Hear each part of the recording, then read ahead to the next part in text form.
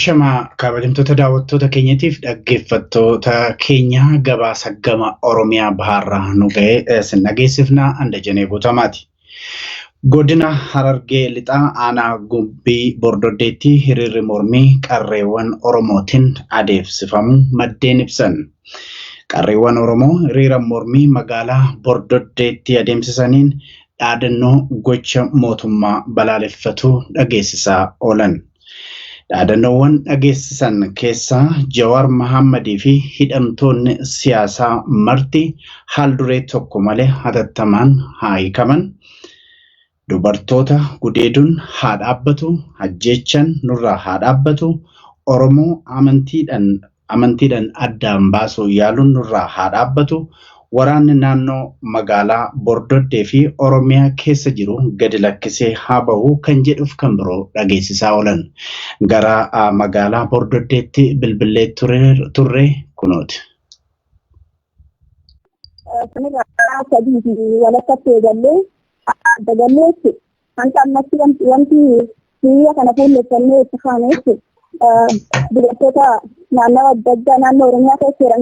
Akkaataa isaan itti bideedaman kana bideedaan dubartoota dhaabbatanii hojii keenyaan kabajamuu akkasuma warreen siyaasaaf qabaman sababa malee kan qaban kaasa Jawaar Mohammad Baqqalaa Garbaa Hamzaa Booranaa fi kan kana fakkaatan kana akka nuu ba'anii kan dhageessisnee haala kanaan wal qabatee yeroo dhageessisne irratti humni waraanaatis ni jira ture. Kan booda humni waraanaa adda nu bittinneessuuf yaalii godhee ture. Gadda nu bittinneessanii akka jalqaba kennas yeroo lammaffaa eegallee turre yeroo san isaan dabarsinee poolisii naannoo Oromiyaa humni waraanaa garas jiru namoota muraasa irratti reebicha akka gaggeesses dhageenyee turre. Wanti sun hangamta akka dhugaadha? Sunis ni jira. Dubartoota baay'ee mana'anii kan hidhaniitu jira. Simanii reebicha irra gaggeessanii sanarraa namnas hawaasallee haadhan simanii fatimamee hidhamellee miiraan qammatti mana hidhaa jiran jechuudha. Namoonni reebaman kunneen yeroo ammaan tanaa mana yaalaa jiran moo akkam miidhaa jabaa turre ga'e moo akkam? Mana yaalaa jiru hin jiru. Garuu kan mana yaalaa geessanii qabus akkuma jirutti osoo hin geessin achi kan jiran amma dargaggeessa keessaa nam tokko fuudhii isaa fiitii gurguranii jiru.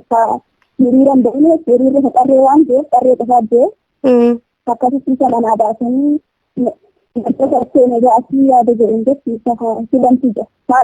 Kana namoonni hidhaman baay'inni namoota hidhamanii meeqan hidhaman amma shan ta'a hagammaa ga'ee jiraa jiran meeqaan akka jiru garuu wanti 15 daqqaaqaalee jira hagammaa itti daamaa jira. Eessatti kan hidhamani? Asuma aanaa Gumbii Bordoddee magaalaa Bordoddee. Haalli ammaan tana Gumbii Bordoddee keessa jiru maal fakkaata? Haalli amma Gumbii Bordoddee keessa jiru bakka sanneetti amma akka mataa keessatti qarreen akka biyyaa guutuu mana keessa jirti. Hanqa safaraa mana seenanii guuruu jiraniitti guuranii karaa waajjira poolisaa jiranii haala bakka qarreen gadee ba'uun jechuun nama qarree kan ta'in dargaggeonni yoo kan biraa gadee ba'anii isaan sidaa ga'uun isaanii qabaa jiranii. Godina Harargee lixaa aanaa Gumbii Bordoddeetti hiriira mormii qarreewwan Oromoo dhageessisan irratti dhaadannoowwan isaan dhageessisan viidiyoon isaa nu ga'eera haa daawwannu.